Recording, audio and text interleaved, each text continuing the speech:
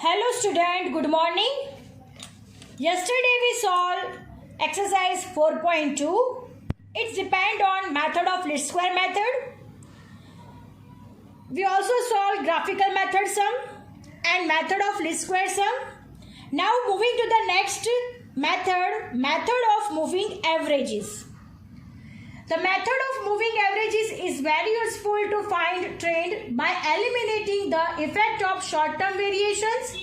The short-term variations are usually regular and have repetition. The period of the repetition of this variation can be found by past experience or other techniques, and the average is found for the number of observations corresponding to this period. Since the average value lies in the center, we get the values that are free from the short-term fluctuation which show the trend.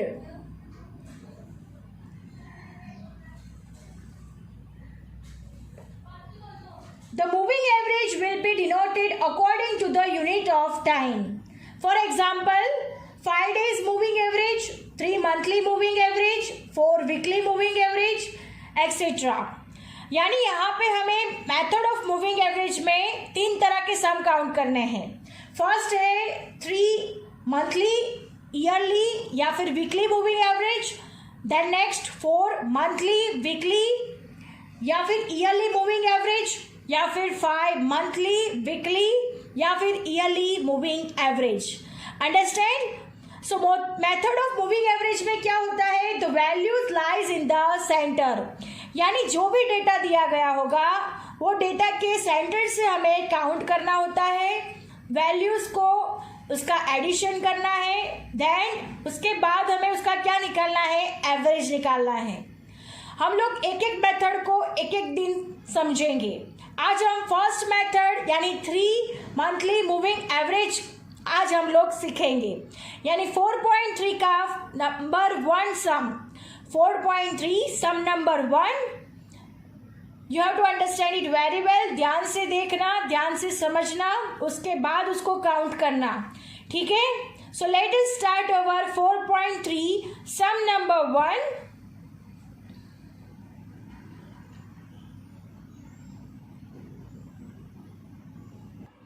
Exercise 4.3 sum number 1. I am reading a question. Listen it carefully.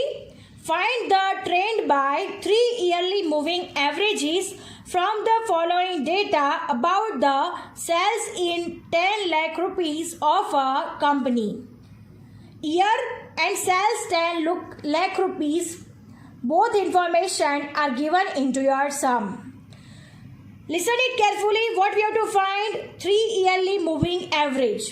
हमें यहाँ पे क्या find करना है? 3 yearly moving average. सबसे पहले हम लोग ईयर है, ईयर को हम लोग सबसे पहले हर एक सम में क्या देते हैं? टाइमिंग देते हैं. तो सेम वे इन 3 yearly moving averages में सबसे पहले हम लोग क्या देंगे? टाइमिंग देंगे. लुक एट हियर स्टूडेंट, आपको कोई भी क्वेश्चंस जब भी मूविंग एवरेजेस का आएगा तब आपको क्लियरली बोला होगा कि आपको कौन सा फाइंड करना है. यानी 3 ईयरली फाइंड करना है, 4 ईयरली फाइंड करना है या फिर 5 ईयरली फाइंड करना है. ये सब आपको क्लियरली बोला होगा. तो यहाँ पे आपको क्या बोला है कि 3 ईयरली मूविंग एवरेज यहाँ पे क्या करनी है? फाइंड करनी है. तो यहाँ पे हम लोग 3 ईयरली मूविंग एवरेजेस फाइंड करेंगे. अंडरस्टैंड? और ये सम सेक्शन एफ में आता है, लास्ट सम होता है. अंडरस्टैंड? लास्ट सम होता है. यहाँ पे जो सम होता है ये सम लिस्ट स्क्वायर मेथड के और में होता है. यानी या तो लिस्ट स्क्वायर वाला मेथड वाला आप लोग सम काउंट कर सकते हो या तो फिर मूविंग एवरेजेस का सम काउंट कर सकते हो. आप लोगों को दोनों में से जो इजी लगे वो आप लोग यहाँ पे काउंट कर सकते हो. ये 5 मार्क्स का सम होता है. Understand? So let us start our sum 3 yearly moving average. उससे पहले हम लोग एक टेबल बना देंगे.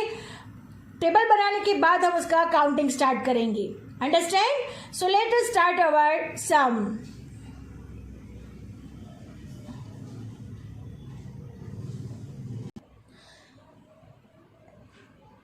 Look at here student. First column year. According to the question 2006, 2007, 2008, 2009, 2010, 2011, 2012, 2013, 2014 and 2015। Timing मैंने पहले ही बता दिया कि आप लोगों को यहाँ पे भी टाइमिंग देना है। तो 1 2 3 4 5 6 7 8 9 10। वाई यानी हमारे सेलिंग दिया हुआ है, सेल्स 10 लाख रुपीज, 3 4 8 6 7 11 9 10 14 12। यहाँ पे आपको कोई भी लाइन गैप नहीं करनी, बस ऐसे ही सेम वे में लिखना है। नेक्स्ट कॉलम क्या होगा, 3 ईयरली मूविंग टोटल, यानी यहाँ पे क्या करना है, 3 ईयर का क्या करना है, टोटलिंग करना है। और then last 3 yearly moving average, यहाँ पे क्या करना है, 3 ईयरली मूविंग टोटल करना है और यहाँ पे क्या करना है, 3 ईयरली मूविंग एवरेज फाइंड करनी है। Understand? So let us start our सम।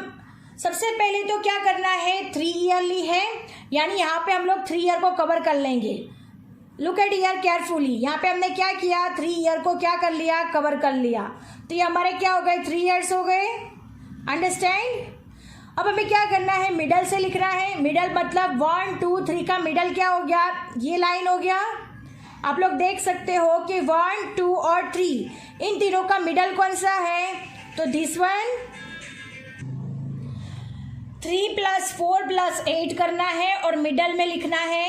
तो यहाँ मिडल में हम लोग क्या लिखेंगे, 3 + 4 + 8, यानी यहाँ पे क्या है, कौन सा कॉलम है ये, 3 ईयरली मूविंग टोटल, यानी इन तीनों ईयर्स का क्या करना है, यहाँ पे टोटलिंग करना है। तो तीनों 3 को कवर कर लिया, उसके बाद क्या करना है, जो मिडल है वहाँ से हमें लिखने का स्टार्ट करना है। तो 3 4 और 8 में मिडल कहाँ पे है, तो यहाँ पे है, आप लोग देख सकते हो। तो यहाँ से लिखेंगे 3 + 4 + 8। Now look at your student, 3 + 4 + 8 = 15. Understand? अब नेक्स्ट स्टेप क्या रहेगा, अब हम 3 को स्किप करेंगे, उसके बाद क्या है, 4 8 और 6 नेक्स्ट 3 ईयर को कवर करेंगे। यानी 2006 हो चुका, अब 2007 2008 और 2009 को कवर किया जाएगा। तो 4 8 और 6। अंडरस्टैंड? तो कौन से नेक्स्ट 3 ईयर हुए, तो 2 3 एंड 4। अंडरस्टैंड? अब 4 8 और 6 का मिडल कौन सा है, तो 8 है। तो यहाँ पे मिडल में हम लोग लिखेंगे, यहाँ से लिखना है, आप लोग देख सकते हो, 4 + 8 + 6। अंडरस्टैंड?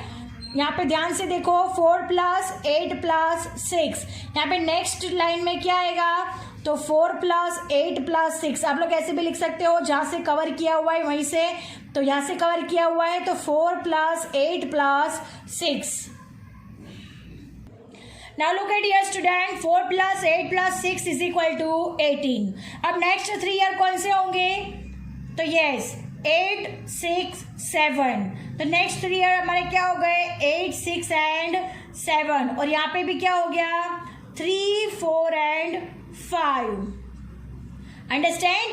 अब 8 6 और 7 के मिडल में कौन सा है, तो 6 आता है, तो यहीं से लिखेंगे हम लोग। तो कैसे लिखेंगे, तो यहाँ पे 4 स्किप किया जाएगा, तो क्या आएगा, 8 + 6 + 7। Understand?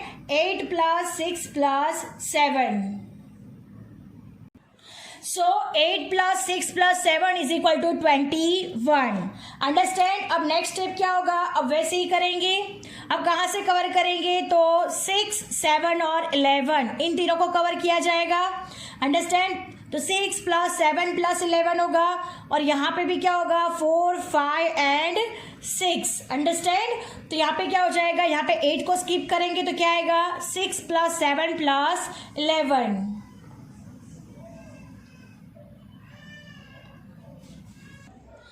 6 + 7 + 11 = 24।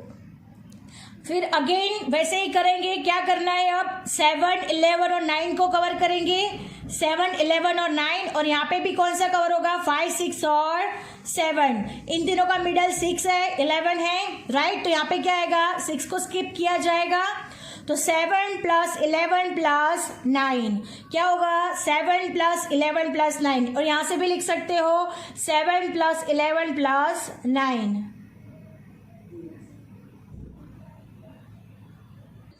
Look at here students, 7 + 11 + 9 = 27। Understand?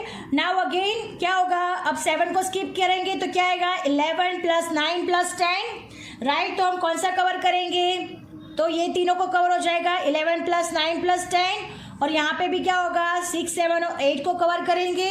Right, तो यहाँ पे क्या हो जाएगा 11 + 9 + 10।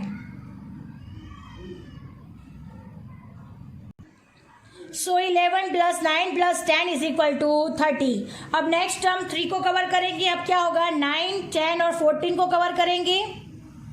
राइट, 9, 10 और 14, और यहाँ पे क्या हो जाएगा 7, 8, 9। सो यहाँ पे क्या हो जाएगा 11 को स्किप करेंगे तो 9 + 10 + 14। So look at here student, 9 + 10 + 14 = 33। अब नेक्स्ट क्या होगा 9 को स्किप करेंगे तो क्या होगा 10, 14 और 12, इन तीनों को कवर होगा। और यहाँ पे भी क्या हो जाएगा 8, 9, 10, इन तीनों का मिडल 10 + 14 + 12, यानी यहाँ पे क्या आएगा 10 + 14 + 12। सो अब हम लोग कर देंगे 10 + 14 + 12। लुक एट हियर स्टूडेंट, इस तरह से हमारी सारे डिजिट्स कवर हो जाती है। 12 तक कवर करना था, यहाँ पे 12 तक कवर हो जाता है। सो लास्ट जो कॉलम है वहाँ पे क्या आएगा डैश आएगा, तो यहाँ पे हम डैश कर देते हैं। और जो फर्स्ट था वहाँ पे भी क्या आएगा डैश आएगा। अंडरस्टैंड, यानी 3 ईयरली मूविंग एवरेजेस में फर्स्ट में डैश आता है और लास्ट में भी क्या आता है डैश आता है। अंडरस्टैंड, अब हमने क्या कर दिया तीन का टोटल कर दिया। 3 + 4 + 8 15, 4 + 8 + 6 18, 8 + 6 + 7 21, 6 + 7 + 11 24, 7 + 11 + 9 27, 11 + 9 + 10 30, 9 + 10 + 14 33, 10 + 14 + 12 36। So our 3 yearly moving total जो कॉलम है वो हमारा क्या हो जाता है फिनिश हो जाता है, क्योंकि हमने टोटलिंग कर दिया है। अब नेक्स्ट कॉलम क्या है हमारा, तो 3 ईयरली मूविंग एवरेज।